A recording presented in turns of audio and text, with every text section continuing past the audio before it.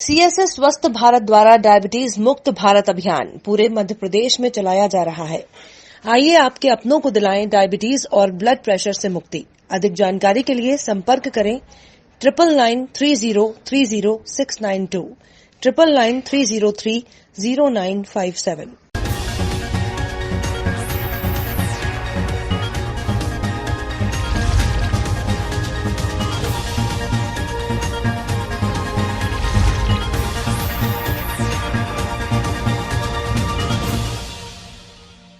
उज्जैन में लगातार बढ़ रहे कोरोना संकट को लेकर चलाए जा रहे मास्क चेकिंग अभियान में आज उस वक्त हंगामा मच गया जब चेक पोस्ट पर निगम टीम ने एक वकील साहब को मास्क न पहने देख रोक लिया और पुलिस वालों के हवाले कर दिया। दरअसल शहर में नगर निगम की टीम और पुलिस प्रशासन कलेक्टर एसपी के आदेश के अनुसार मास्क चेकिंग अभियान चला रहे हैं। महेंद्र सोलंकी नामक वकील को आज कोयला फाटक चौराहे पर मास्क चेकिंग अभियान के दौरान रोकना निगम को महंगा पड़ गया। वकील साहब ने मास्क तो नहीं पहना था, जिसके चलते निगम टीम में रोककर चालानी कार्रवाई के लिए कहा। वकील साहब नहीं माने तो टीम ने उन्हें पुलिस वालों के हवाले कर दिया और इसी वजह से वकील साहब ने बार एसोसिएशन को बुलाकर हंगामा मचा दिया और नारेबाजी करने लगे कि पुलिस और निगम टीम की गुंडागर्दी नहीं चलने देंगे। ये लोग अवैध वसूली के नाम पर आम जनता को परेशान कर रहे थे।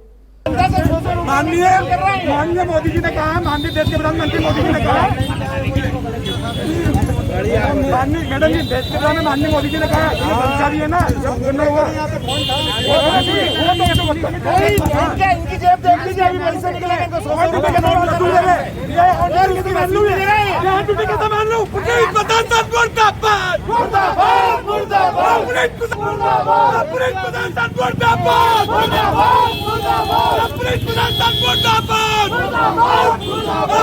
गुंडागिर्दी नहीं चलेगी, नहीं चलेगी। गुंडागिर्दी बंद करो, बंद करो। जिंदाबाद, जिंदाबाद, बंद करो।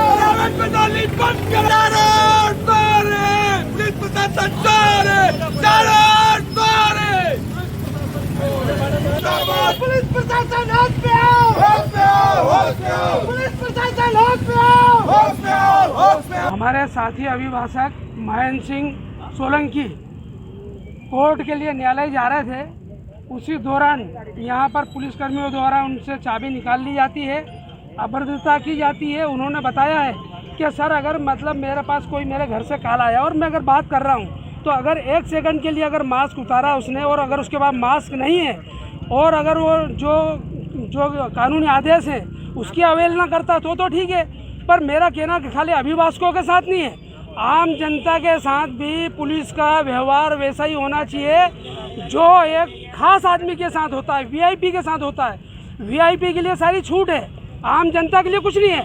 हम कह रहे हैं कि हमारे अभिभाषकों को मत बसको, हम उनके लिए भी कहते हैं कि वो सब लोग मास्क लगाएं, लेकिन हमारा संदेश ये जाना चाहिए कि आम पब्लिक के साथ भी, आम जनता के साथ ये अधिकारियों का व्यवहार अच्छा शिष्ट होना चाहिए।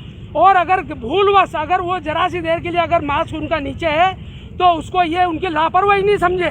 हम हमेशा प्रशासन के साथ हैं और प्रशासन के साथ हैं, और अगर इसके अंदर किसी भी प्रकार से अगर उन्होंने ज्यादती की है तो निश्चित तौर पे हमको सड़कों पे उतरना पड़ेगा। ये कटनी बस ऑपरेटरों ने दूसरे जिले से पहुंचने वाली बसों को रोककर विवाद किया। टैक्स माफी कराने और बड़े डीजलों के दामों को लेकर आक्रोश है। कटनी बस स्टैंड पर सभी बस ऑपरेटरों ने आगे उग्र आंदोलन की चेतावनी भी दी। करीब 5 माह से बसों का संचालन रुका हुआ है।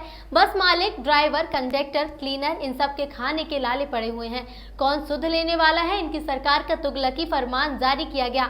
फरमान को मानते हुए करीब 5 महीने गुजर गए। सरकार ने बस ऑपरेटरों की कोई बात नहीं मानी।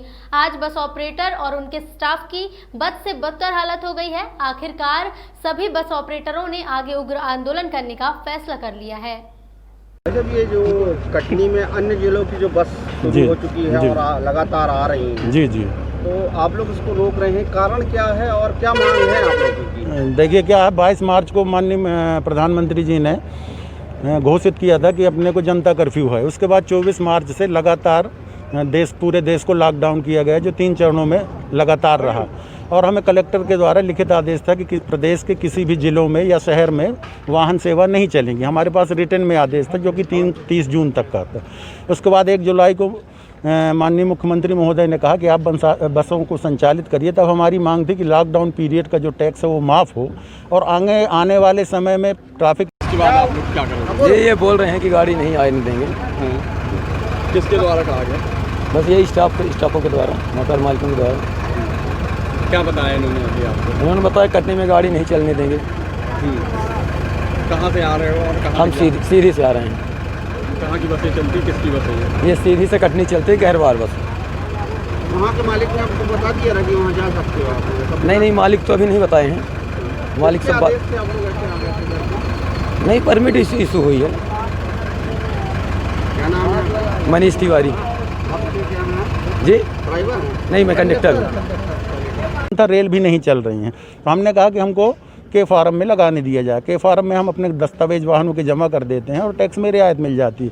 मध्य प्रदेश में के फार्म की अवधि सिर्फ 60 दिन की। हमारी ये मांग है कि जब तक देश में कोरोना काल है तो के फार्म की अवधि तब तक की जाए जब तक देश में कोरोना काल है, ताकि जो अपना बस नहीं चला सकता है वो अपनी गाड़ी के फार्म में लगा दे और जो संचालित करना चाहता है वो संचालित करना है। दूसरा हमारी ये मांग है कि दिसंबर तक का टैक्स जीरो किया जाए और दिसंबर तक का टैक्स जीरो करने के बाद ही हम बस संचालित करेंगे। तीसरी मांग थी किराए में वृद्धि की। लॉकडाउन जब 24 मार्च को बंद हुआ तो डीजल का रेट था 68 रुपये, आज की डेट में 82 रुपये है, तो हमको लगभग 60% किराए की वृद्धि चाहिए। 3 प्रमुख मांगे हैं जिसके चलते मध्य प्रदेश में 35,000 बसें बंद हैं। कुछ बसें जानकारी के अभाव में, चूंकि मुख्यमंत्री की बात को ही सच मान रहे हैं कि मुख्यमंत्री ने कह दिया कि टैक्स माफ़ होगा। मुख्यमंत्री ने कहा जरूर है लेकिन आर्डर नहीं दिया। जब तक आर्डर नहीं आएगा तब तक आरटीओ ऑफिस में हमारे व्हीकल का टैक्स जीरो नहीं बताएगा। तो ऑर्डर अगर आ जाता तो हम संचालित करेंगे।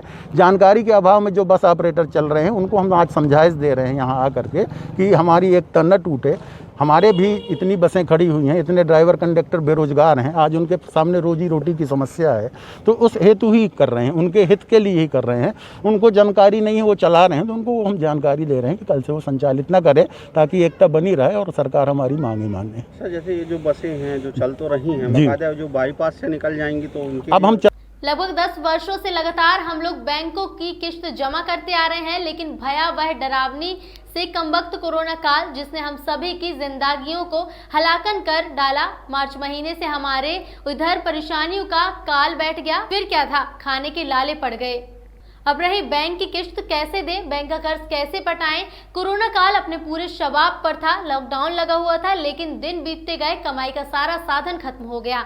आज हमारे यहाँ बैंक के कर्मचारी आके बदसलूकी, मकान बेच दो, अपने बच्चों को बेच दो, गाली गलौज करते हैं। सभी प्राइवेट बैंकों का आलम यही है, जैसे माइक्रो फाइनेंस, जनलक्ष्मी जना बैंक, एस वंदना बैंक, ई साफ बैंक, ग्राम शक्ति बैंक, आरबीएल बैंक, बंधन बैंक, बजाज बैंक, इन सारे बैंकों ने काफी धमका चौकड़ी मचा रखी है। वसूली कैसे भी हो करके रहेंगे। मैं पंडित राकेश मिश्रा। वर्तमान में ये जो महिलाएं आई हुई हैं, कलेक्टर साहब जी को आवेदन दिया हुआ है। एक्चुअली इनकी पीड़ित ये हैं इस चीज़ से कि विगत कई वर्षों से 8 से 10 साल हो गए जो इन लोगों ने लोन लिया था स्मॉल फाइनेंस से, जिसका बाकायदे इन्होंने भुगतान किया। और अभी विगत कुछ समय से, जब से लॉकडाउन लगा हुआ है, इनका क्या है, सबसे बड़ी मजबूरी इनके साथ ये है कि बस स्टैंड और स्टेशन बंद हो जाने के कारण जो स्थितियाँ गंभीर हुई हैं, मतलब जिनका कुछ लोगों के ऑटो चलाते हैं, कुछ लोगों के ड्राइवर हैं, कुछ लोगों की क्या है कि ऐसी मतलब सब परिस्थिति इतनी गंभीर है इनकी कि खाने को भी ये लोग अपनी व्यवस्था कर लें, बहुत बड़ी बात है। और आज जो यहाँ पर आए हैं तो क्या है, सब धमकाया जा रहा है बैंकों के माध्यम से। कभी बोलते हैं, अभी भी वर्तमान में कोई बैठा हुआ है, इन्हें जानकारी दी अपन को, तो क्या होता है ऐसे पर आए दिन अगर ऐसे पीड़ित परेशान कर किया जाएगा ना, एक आध दिन कोई महिला जा कर के लाइन के नीचे लेट जाएंगी, तो ये बड़ी गंभीर विषय है। इसमें मेरा निवेदन सिर्फ यही है कि इसमें गंभीरता से जांच की जाए और वास्तविकता जो हो उसे निकाला जाए, उसमें देखा जाए और जो इनके साथ अच्छा हो सकता है वो हो, क्योंकि बहुत ज़्यादा परेशानियाँ इनके साथ झेलते देखा जा रहा है। एक बार इनकी एक बैंक वालों की वीडियो भी बनाई गई थी जो उन लोगों ने मतलब जो प्रताड़ित करके और गाली गलौज करके वातावरण किया था, तो उस पूरे वार्ड के लोगों ने उसमें विरोध भी जाहिर किया था। इस प्रकार की गंभीरता स्थितियों में आप लोग जो मदद कर सकते हैं इनकी करिए, ये मेरा निवेदन है। मेरा पंडित राकेश मिश्रा नाम है। लोन लिया गया है तो हम लोग को बोलते हैं नहीं, तुम लोग चाहे मरो चाहे जियो, हम लोग को पैसा चाहिए, कहीं से भी लाओ, चाहे मकान बेचो, चाहे कुछ भी करो, चाहे पटरी में जाके मर जाओ। आज सरकार राशन नहीं देती तो हम लोग कैसे खाते, कैसे रहते बताइए। अब हम मकान बेच के उनको किस्त देंगे, पहले ये बताइए, आज इतनी स्थिति गंभीर हो गई कि लोग अपना घर नहीं चला पा रहे हैं, कैसे अपने बाल बच्चे पाल रहे हैं, बताइए ना। तो सरकार अगर राशन नहीं देती होती तो लोग, उनके बच्चे भूखे पड़े रहते। बताइए, इन लोग हर में से रोज आके पाँच छः आके बोलते हैं नहीं हम तो लेके जाएंगे, हमको किस्त दे, नहीं मारो चाहे जियो, जिसके पास जाना हो कलेक्टर के पास जा, चाहे जिसके पास जा, हमको जरूरी नहीं है। कौन लोग आते हैं? ये बैंक वाले आते हैं, डेली आते हैं, बोलते हैं अभी एक बैठा तो है बैंक वाला, अब नाम उनका पता नहीं क्या नाम है सर, इंसाफ वाले बनने वाले सर बैठे हुए हैं। बताइए, वो बोलता कि हम लेके जाएंगे आज की तारीख में, हमको आज की तारीख में बिल्कुल चाहिए, चाहे मारो चाहे जियो, जहाँ से लाओ। नहीं अगर देते तो हम लोग 5 या 6 लोग आया कि 10 लोग तुम लोग से वसूल लेंगे पैसा। इस संबंध में आप लोगों से जब इस प्रकार की बात की तो आप लोगों ने क्या था? अभी तक नहीं देते, अभी तक उन लोग को समझाया जा रहा था कि सर अभी हम लोग के पास गंभीर स्थिति इतनी हो गई है कि हम लोग के पास बिल्कुल व्यापार एक भी नहीं चल रहा है, 100 रुपए की भी कमाई नहीं। अरे इंसान आपको कहाँ से दे पाएगा, पहले ये बताइए। अब आप कितना समझाया भी जा रहा है कि सर अभी नहीं, हाथ बिनती जोड़ा जा रहा है कि अभी हम लोग के पास नहीं है। नहीं, तुम लोग कहीं से लाके तो तुम्हारा बाप देगा, हम लोग का बाप देने आएगा कि हम लोग का बाप देने आएगा? द्वारा प्रताड़ित किए जाने के संबंध में आज महिलाओं द्वारा ज्ञापन दिया जा रहा है। इस संबंध में जांच करवाई जाएगी और सर को दिया है ज्ञापन, तो इस संबंध में जो भी स्थिति होगी उससे संबंध में जांच करके कार्रवाई करेंगे, कोशिश करेंगे। बैंक नहीं, उसमें कम से कम 5-7 बैंकों का। जी बिल्कुल, तो देखते हैं, अभी मिला है ज्ञापन, जांच करवाते हैं, जो भी इसमें दोषी है उनके विरुद्ध कार्रवाई भी की जाएगी। आज ग्राम अमरमऊ के सैकड़ों लोगों ने हाथ में लाठी डंडा लेकर हजारों लीटर हाथ भट्टी शराब को नष्ट कर दिया। सरकारी भूमि पर कब्जा कर रहे एक समाज के परिवार के लोगों द्वारा अवैध शराब के कारोबार की ग्रामीणों द्वारा प्रशासन से कई बार शिकायत करने पर कोई कार्रवाई न होने पर चलते हुए वहां के लोगों ने यह कदम उठाया है। ग्रामीणों के बताए अनुसार इस कच्ची शराब के पीने के चलते गांव के कई लोगों ने अपनी जान गंवा दी है। ऐसे ही मामले हैं, एक युवक शराब पीकर बेहोश हो गया, जिसके बाद गुस्साए ग्रामीणों ने एक होकर हाथ भट्टी शराब को नष्ट किया है। शराब नष्ट करने पहुंची गांव की महिलाओं का कहना है कि हम गरीब परिवार के लोग मेहनत मजदूरी करके अपना भरण पोषण करते हैं। गाँव के पास बिक रही इस अवैध शराब ने हमारे घर के छोटे छोटे बच्चों को भी नशे का आदी बना दिया है। घर के लोग मजदूरी करके शराब पी लिया करते हैं। ग्रामीणों ने बताया कि पूरा गांव बर्बादी के मुहाने पर पहुंच गया है। पुलिस आबकारी विभाग को मामले की कई बार शिकायत भी कर चुकी है। जहाँ पर ये अवैध शराब वाले रहते हैं, वो जगह जो बेची गई उसी में रहते हैं या कहीं और रहते हैं? हाँ सर, वो उसी जगह में रहते हैं और जब से वो आए हैं उनको 2 साल हो गया। इतनी शराब बेचते हैं कि अभी 200 लीटर के 20 ड्राम निकले हैं अभी वर्तमान में। अच्छा। फुल भरे हुए थे। हाँ। और वो अवैध रूप से बेचा है, ना उनके पास कोई लाइसेंस है न कुछ। वो बाहर के लोग हैं और ये लोग बहुत से ज्यादा जंगल के जानवर, मोर, जितने पक्षी पूरे मुँह मार खाए लोगों ने। क्या आप लोगों ने कभी? उनके पास 2 हथियार भी रखे हुए, चिड़िया मार। अच्छा। पूरे जानवर 1000 मोर थी, उन्हें पूरी खा ली और इतनी शराब बेचते हैं कि बोरा भर भर के जाती है। कभी आप लोगों वर्तमान में 10 मिनट आधा घंटा पहले 12 ड्राम दारू निकली है 200 लीटर के। अच्छा। हम लोगों ने वहाँ जाकर देखा है और उसको वहाँ पर नष्ट कर दिया। वो उनका यही धंधा है। यहाँ के आदिवासी लोग बच्चे तक वहाँ दारू पीने लगे, इतने बर्बादी पर चल रहे हैं। दिन भर मजदूरी करते हैं, शाम को दारू पीते हैं, रात झगड़ा होता है। 20 आदमी। एक बात बताओ, इसकी शिकायत आपने कभी ग्राम पंचायत में की क्या? ग्राम पंचायत में शिकायत की है और पुलिस थाने में शिकायत भी गई है। तहसील में गई है। मगर कोई फर्क नहीं पड़ता। पुलिस भंडा से आती है, 1 घंटा देखा और बस जो लेना देना किया फ्री। अच्छा। अब उनको क्या मतलब, उनको तो पैसे से मतलब। वो तो दिन रात लाख रुपया की दारू बेच रहे। यहाँ बच्चे पी रहे हैं। हमारे यहाँ कम से कम 50 आदिवासी मर चुके हैं श्रीमान जी शराब में और पूरे बर्बाद हो चुके हैं दिन रात।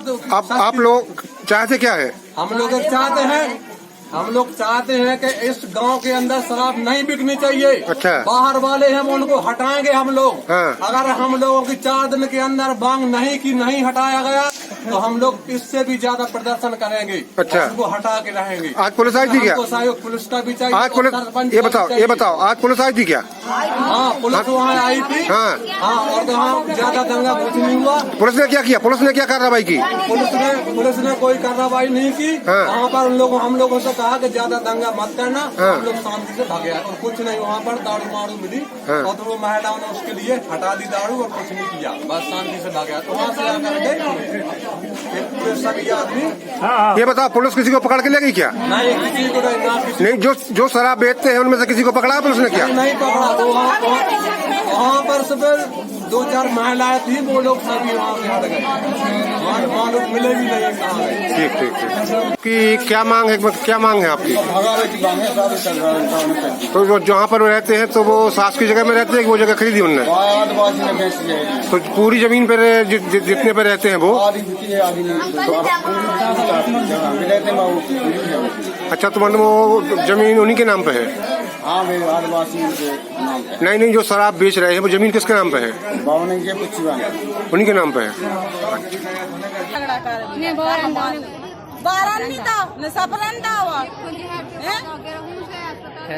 आप लोग इधर क्या चाहती हैं? इतना न्याय चाहिए हम लोग तो भगाना है उनके लाने बस।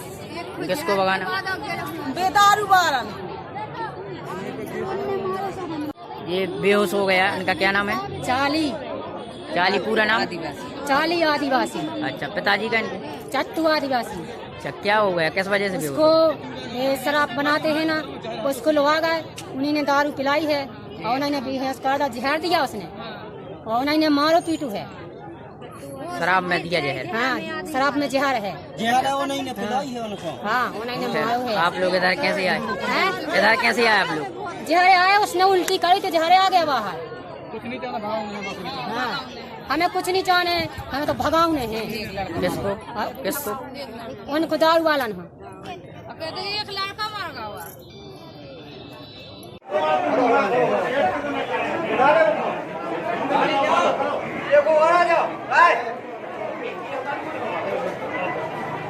दो बारी बोला, 2 से ज्यादा नहीं।